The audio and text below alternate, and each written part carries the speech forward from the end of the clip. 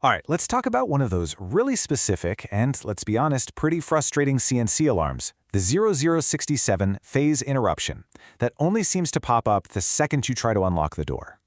Yeah, if you've ever pressed door unlock and were greeted by this exact screen, then you know exactly what I'm talking about. So in this explainer, we're going to walk through a step-by-step diagnosis to get your machine back making chips fast.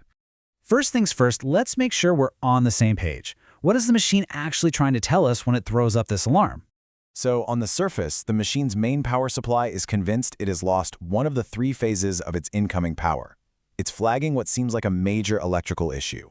But, as you're about to find out, the real story is a little more interesting than that. Now, this is really important. You might also see Alarm 71 pop up, or maybe you'll notice an E7 status lit up on your drive's LED. It is absolutely crucial to understand that these are just symptoms. They're side effects. The 067 alarm, that's the real root cause we need to hunt down. So if it isn't really a problem with your building's power, what is it? Well, the whole issue comes down to a break in the machine's safety chain, and it's being triggered at that exact moment you ask it to unlock the door. And that's the key idea right there. This alarm isn't a malfunction in the way you might think. It's actually the safety system doing exactly what it was designed to do. It's just being triggered by some faulty information somewhere along the line. Think of it like a set of dominoes. You press the button, that's the first domino. It tips over and causes a safety check to fail for some reason. That failure immediately knocks over the next domino, which is the main power contactor. KM62, it just drops out. Well, the power supply instantly sees that as a lost phase, and boom, it throws up alarm 0067. Our job is to find out why that first safety check is failing. Okay, let's get our hands dirty and start down the diagnostic trail, beginning with the hardware.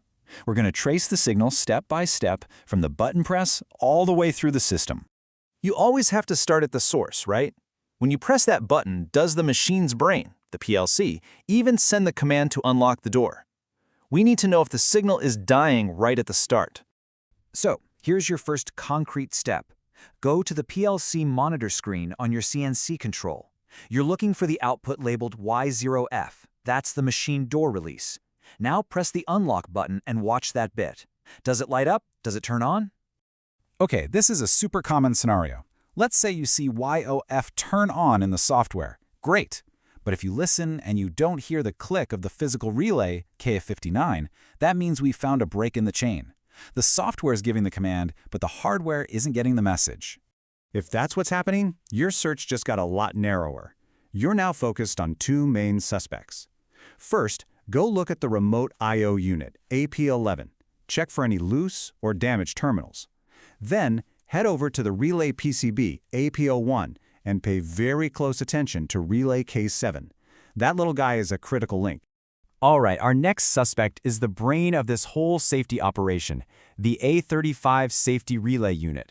This is the component that's making the final call on whether to keep that main power contactor energized or to just drop it out and shut things down. The little LEDs on this unit are your best clues.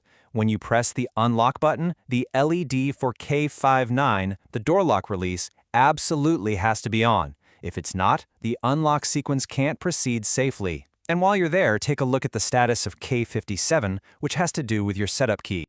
Okay, our last stop on the hardware tour is the physical switches on the doors themselves. You know, the SQ switches that actually tell a machine if a door is properly closed and locked.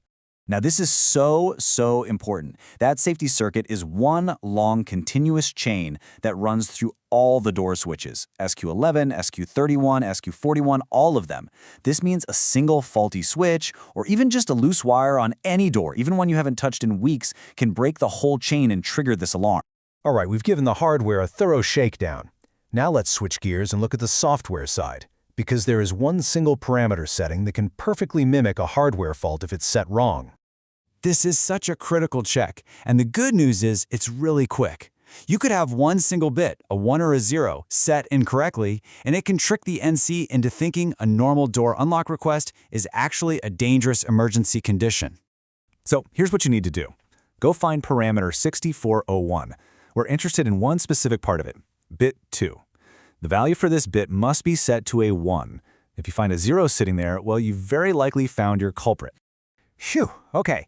We have covered a lot of ground, from PLC logic to physical switches and all the way to software bits.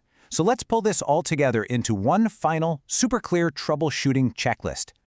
This is your game plan. Following these 5 steps in this exact order is the smartest and fastest way to hunt down the root cause. You start with the signal, check the relays, verify the switches on every door, and last but not least, confirm that parameter is set correctly.